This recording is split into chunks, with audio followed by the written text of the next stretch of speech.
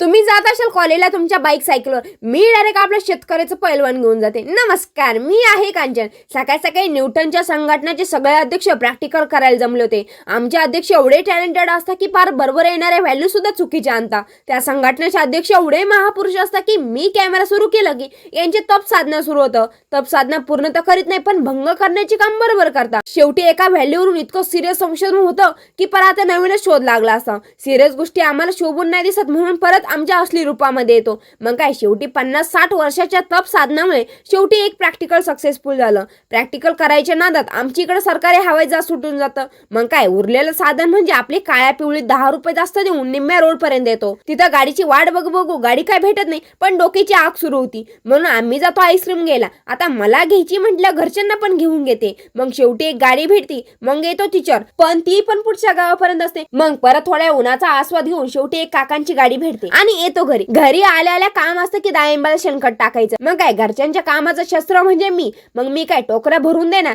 आणि बाकीचे घरचे टोकऱ्या उचलून येणार. आता शेणखत डायरेक्ट डाळिंबाच्या बागेत नेऊन टाकलं होतं म्हणून सगळं डोक्यावर व्हावं लागलं. त्यात वरून ऊन आणि खालून शेणखताची धूळ नाकात डोक्यात. मग काय शेवटी शेणखत नाकात जाऊ कसं तरी भरलं.